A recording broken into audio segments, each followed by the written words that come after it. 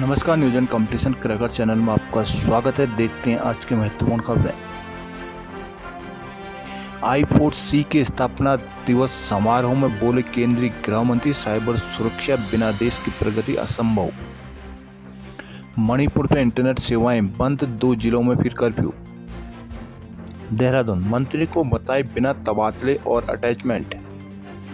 उत्तराखंड में 4 दिन भारी बारिश के आसार। सोनप्रयाग भूस्खलन में 4 और मौतें। देहरादून, PCS अफसर समेत 8 के खिलाफ चार्जशीट। देवप्रयाग में कार हादसे में शिक्षक और शिक्षिका की मौत। केंद्रीय गृह मंत्री अमित शाह ने मंगलवार को कहा कि देश का विकास साइबर सुरक्षा के बिना संभव नहीं है। सरकार साइबर अपराधों से निपटने के लिए अगले 5 वर्ष में 5000 साइबर कमांडो को प्रशिक्षित करने की योजना बना रहा है। भारतीय साइबर अपराध समन्वय केंद्र I4C के स्थापना दिवस समारोह में अमित शाह ने कहा कि साइबर सुरक्षा अब केवल डिजिटल दुनिया तक सीमित न रहकर राष्ट्रीय सुरक्षा का अहम पहलू भी बन गया है। तकनीक के बढ़ते उपयोग से कई खतरे भी पैदा हो रहे हैं। ऐसे में इससे सभी एजेंसियों और राज्यों को मिलकर लड़ना होगा। विज्ञान भवन में आयोजित कार्यक्रम में उन्होंने I4C के नए लोगो, विजन और मिशन का लोकार्पण किया। गृह मंत्री ने साइबर अपराध के खिलाफ लड़ाई को पुख्ता बनाने के लिए 4 प्लेटफॉर्म, साइबर धोखाधड़ी न्यूनीकरण केंद्र, समन्वय प्लेटफॉर्म, साइबर कमांडो और सस्पेक्ट रजिस्ट्री का भी उद्घाटन किया है। मणिपुर में शांति बहाली की मांग को लेकर छात्रों के विरोध प्रदर्शन के मद्देनजर 2 जिलों इम्फाल पूर्व व पश्चिम में मंगलवार को अनिश्चितकालीन कर्फ्यू लगा दिया गया है। वहीं एक अन्य जिले थौबल में निषेधाज्ञा लागू कर दी गई है। मणिपुर सरकार ने छात्रों को उग्र आंदोलन के बीच पूरे राज्य में इंटरनेट सेवाओं को 5 दिन के लिए निलंबित कर दिया है। राज्य के गृह विभाग ने एक अधिसूचना में कहा कि यह निर्णय तस्वीरों, नफरती भाषण और घृणास्पद वीडियो के प्रसारण के लिए सोशल मीडिया के इस्तेमाल को रोकने के लिए किया गया है। अधिसूचना में कहा गया है कि 10 सितंबर को अपराह्न 3 बजे से लेकर 15 सितंबर को अपराह्न 3 बजे तक 5 दिनों के लिए लीज लाइन और वीसेट ब्रॉडबैंड और VPN सेवाओं सहित इंटरनेट और मोबाइल डेटा सेवाओं को अस्थायी रूप से निलंबित करने का आदेश जारी किया गया था। जिलाधिकारी द्वारा जारी आदेश में कहा गया कि कानून व्यवस्था की स्थिति बिगाड़ने के कारण कर्फ्यू में छूट से संबंधित पूर्व के आदेश तत्काल प्रभाव से रद्द कर दिए गए हैं।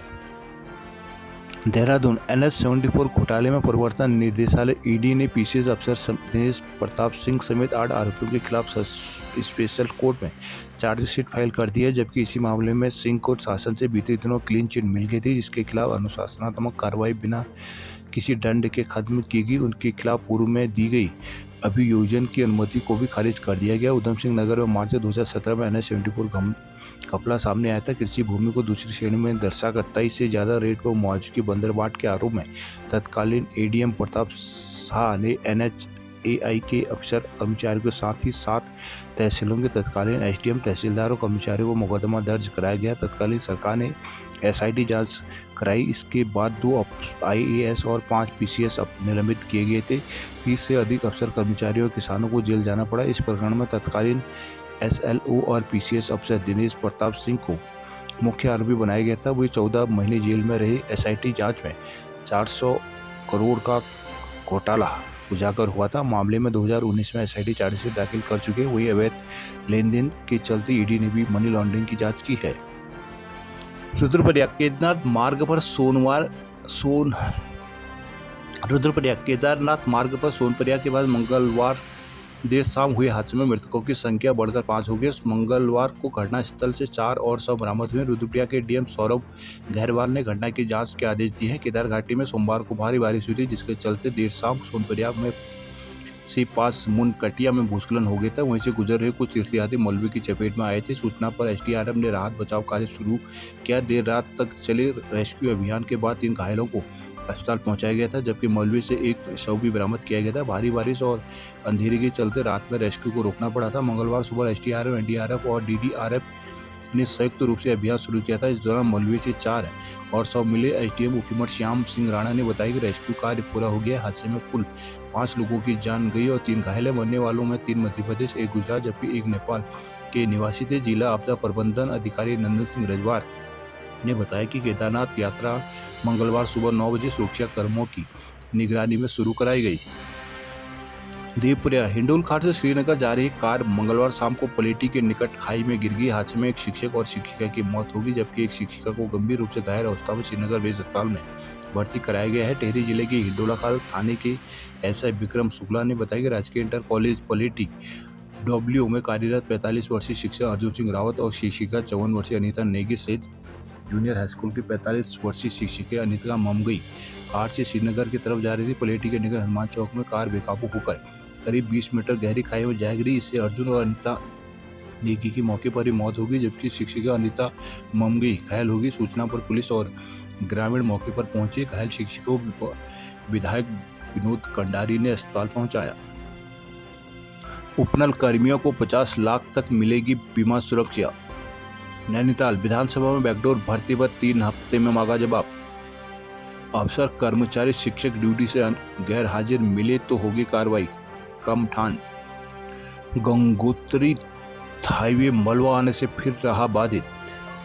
बीते सोमवार की रात को हुई भारी बारिश के कारण गंगोत्री हाईवे जगह को मलबा आने से आवाजाही के लिए बाधित रहा है। हाईवे बंदरपुर नैताला गंगनानी पटवाड़ी और हल्गुगाड़ के बीच मंगलवार सुबह 9 बजे तक आवाजाही के लिए खुल सका। वहीं रात में जिला मुख्यालय से सटे ज्ञानसू क्षेत्र में मेलागाड़ और पाडुली नाला उफान पर आने से गंगोत्री हाईवे मलबा भर गया, जिसे नगर पालिका की जेसीबी ने रात में साफ कर दिया था। नरेंद्र नगर श्री कुंजापुरी मेला 3 से तैयारियों पर चर्चा। नरेंद्रगढ़ प्रदेश के जाने माने मेलों में सुप्रसिद्ध सिद्धपीठ श्री कुंजापुरी 8 दिवसीय पर्यटन विकास मेला आगामी 3 अक्टूबर से नरेंद्र नगर में लगेगा। मेला आयोजित करने को लेकर सोमवार को काबीना मंत्री सुबोध उनियाल ने डीएम मयूर दीक्षित की मौजूदगी में बैठक ली, जिसमें इस बार मेले के प्लास्टिक मुक्त थीम पर बनाने का भी निर्णय लिया गया। श्री कुंजापुरी मेले को लेकर नरेंद्र नगर के सामुदायिक भवन जिले से संबंधित अधिकारियों की बैठक हुई, जिसमें मेला समिति के सचिव एसडीएम नगर देवेंद्र सिंह नेगी ने बताया कि सिद्धपीठ श्री कुंजापुरी पर्यटन विकास मेले का 48वें आयोजन को भव्य हर्षोल्लास से मनाए जाने की तैयारी की जा रही है। बैठक में मेले की अवधि, कार्यकारिणी समितियों के गठन, कार्यक्रमों और धन की उपलब्धता पर विचार विमर्श किया गया। मेले का शुभारंभ आगामी 3 अक्टूबर को नवरात्रि के प्रथम दिन से होना सुनिश्चित हुआ है। बैठक में मेला अध्यक्ष डीएम मयूर दीक्षित ने भी सभी अधिकारियों को मेले की तैयारी में जुटे रहने के निर्देश देते हुए कहा कि मेले को भव्य तरीके से मनाया जाए। देहरादून 8 शहरों में पेयजल को 166 करोड़ का बजट। उत्तराखंड की तेजी से उभरते 8 शहरों के लोगों को प्यास बुझाने 166 करोड़ की योजनाओं को डीपीआर जल निगम की ओर से तैयार की गई है। अमृत योजना के बजट से तैयार होने वाली इस योजना को वित्तीय मंजूरी दिए जाने को सचिव शहरी विकास नीतीश झा की अध्यक्षता में मंगलवार को ईएफसी व्यय वित्त समिति द्वारा 13 सितंबर को दोबारा होने वाले ईएफसी में वित्तीय मंजूरी दी जाएगी। नल निगम की ओर से कपकोट, धारचूला, डीडीहार, स्वर्गाश्रम, जौक, गजा, नारगमत्ता, कर्णप्रयाग, देवप्रयाग के लिए पेयजल योजना की डीपीआर तैयार की गई है। डीपीआर के मंगलवार को ईएफसी हुई है। ईएफसी में योजनाओं का पूरा ब्यौरा सामने रखा गया। सचिव पेयजल ने ईएफसी में बेहतर प्रस्तुतिकरण के साथ योजनाओं का खाका सामने रखने के निर्देश दिए हैं। निर्देश दिए हैं कि मुख्य अभियंता मुख्यालय जल निगम डीके सिंह, मुख्य अभियंता कुमाऊं सुजीत कुमार विकास, मुख्य अभियंता गढ़वाल अनुपम रतन, महाप्रबंधक जल संचालन डीके सिंह और अधीक्षण अभियंता शहरी विकास निदेशालय रवि पांडे की टीम मिलकर योजनाओं का एक बार परीक्षण कर ले। इसके बाद 13 सितंबर को इन सभी 8 पेयजल योजनाओं को ईएफसी के लिए लाया जाएगा। हरिद्वार शहर में सवारी वाहनों की बढ़ती संख्या से लग रहा है जाम। धर्म नगरी में बैटरी रिक्शा, ऑटो और विक्रम आदि सवारी वाहनों की बढ़ती संख्या के लिए परेशानी का सबब बन रही है। रेलवे स्टेशन, बस स्टैंड को बाहर मंगलवार को जाम लगने से परेशान रहे लोग। पुलिस की ओर से किए गए सर्वे में पता चला कि सवारी वाहनों की संख्या बढ़ने से जाम लग रहा है। परिवहन विभाग पर 10,000 से अधिक बैटरी रिक्शा पंजीकृत है। करीब 7,500 ऑटो और विक्रम ने परिवहन विभाग में पंजीकरण कराया हुआ है। शहर में रोजाना करीब 18,000 बैटरी रिक्शा, ऑटो और विक्रम आदि सवारी लेकर सड़कों पर दौड़ते हैं। रेलवे स्टेशन, बस स्टैंड का हाल सबसे बुरा है। क्षेत्र में बैटरी रिक्शा, ऑटो और विक्रम चालक बेतरतीब तरीके से सवारी को वाहनों में बैठाने उतारने का काम करते हैं। मनमर्जी से चालक वाहनों को सड़क पर कहीं भी रोक देते हैं। इस कारण सड़क पर दुर्घटना खतरा बना रहता है। Bus stand, railway station, Shiv Murti Chowk, Laltaro Pul और पोस्ट ऑफिस क्षेत्र में जाम लगने से लोग बेहाल है। हरिद्वार गणपति महोत्सव में बच्चों ने शानदार नृत्य पेश किया। आयोग ने पशु चिकित्सा अधिकारी परीक्षा का रिजल्ट किया जारी। उत्तराखंड लोक सेवा आयोग के सचिव गिरधारी सिंह रावत की ओर से पशु चिकित्सा अधिकारी परीक्षा में चयनित 90 अभ्यर्थियों के नाम और रोल नंबर की सूची वेबसाइट में जारी कर दी गई है। आयोग के सचिव गिरधारी सिंह रावत ने अंतिम चयन परिणाम जारी करते हुए बताया कि उत्तराखंड लोक सेवा आयोग की ओर से पशु चिकित्सा अधिकारी ग्रेड 2 परीक्षा 2023 के लिए अक्टूबर 2023 में विज्ञापन जारी किया गया था, जबकि पशु चिकित्सा अधिकारी परीक्षा के अंतर्गत अभ्यर्थियों की लिखित परीक्षा का आयोजन 21 और 22 फरवरी 2024 को आयोजित की गई थी। अभिलेख सत्यापन सूची 10 अप्रैल 2024 को निर्गत की गई थी। अभिलेखों की सत्यापन के क्रम में योग्य अभ्यर्थियों के प्राप्तांक से निर्मित प्रवीणता सूची के आधार पर चयनित अभ्यर्थियों का अंतिम चयन परिणाम श्रेष्ठता क्रम में जारी किया गया है। नैनीताल विधानसभा अध्यक्ष रितु खंडूरी ने पत्रकार से वार्ता में दी जानकारी। प्रवर समिति की रिपोर्ट के बाद ही होंगे निकाय चुनाव।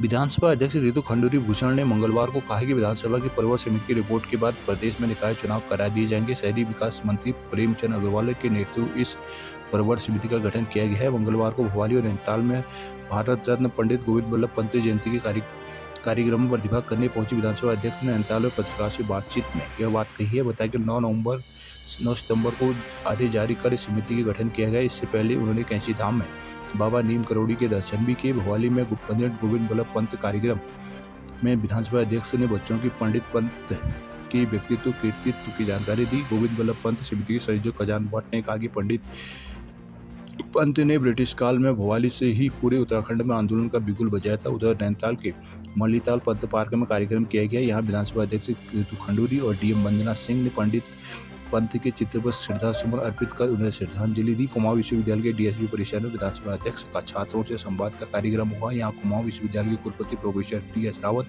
परिषद निदेशक professor Neeta Bora Sharma, professor Sanjay Pant, professor S C. Bisht आदि मौजूद रहे। पिथौरागढ़ सूर में सस्ता गल्ला विक्रेताओं की हड़ताल से पड़े राशन के लाले।